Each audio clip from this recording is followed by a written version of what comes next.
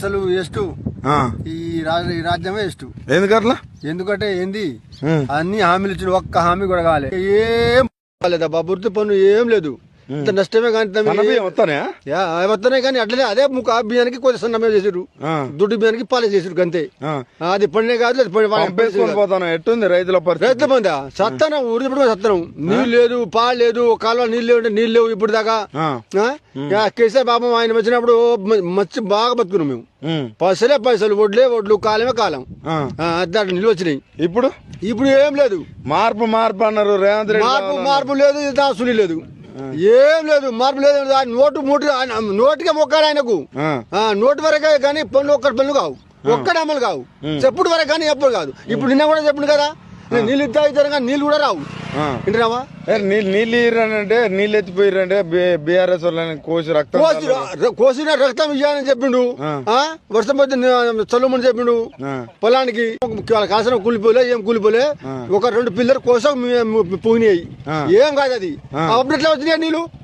ఆయన వచ్చిన పొంగినప్పుడు నీళ్ళు ఎట్లా వచ్చినాయి, ఇప్పుడు ఎట్లా వస్తలేవు నీళ్ళు అని మేము అదే సంగతి. ఆయన ఏం లేదు కానీ ఒక్క పని అప్పుడు కాదబ్బా, ఒక్క పని కాదు. కరెంటు కోతలు అయిపోయింది.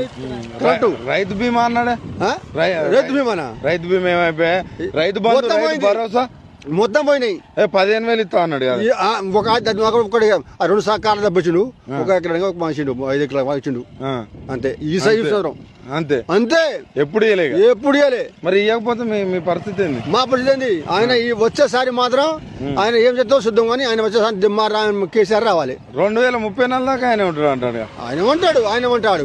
ఆయననా ఇక మంచిది. ఇక 2034 దాకా అంటే శబ్దం కొట్టుకోవాలి మేము. అంతే. ఎందుకు? ఆయన ఓటు అయితే శబ్దం కొట్టుకోవాలి మేము కొట్టుకోవాలి. ఇక అంతేనా? అంతే. కాంగ్రెస్ వాళ్ళు చోటు అడిగితే ఏం చెప్తూ? ఆయనక ఇంకా సిగ్గులో కూడా ఇంటి రాగని చెప్పిన, రాగు ఇంటి రావద్దని చెప్పిన. చెక్కిచ్చాడా ఆ డూప్లికేట్ పోయితే చెప్పిండు, ఏదో ఏమారో చెప్పిండు.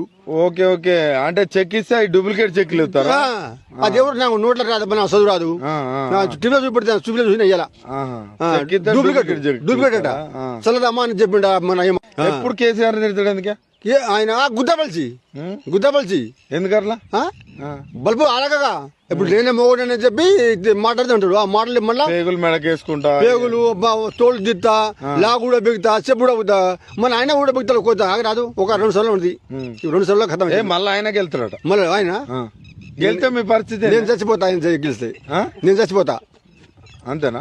నీ అబ్బాయి రాజనా, ముఖ్య రాజా ఏంటంటాడా, నేనే చచ్చిపోతా ఆయన గెలిస్తే. అంతేనా? అంతే. అంత ధీమా ఏంది? అంత ధీమా అది కొట్లో చేస్తున్నాం మేమైతే.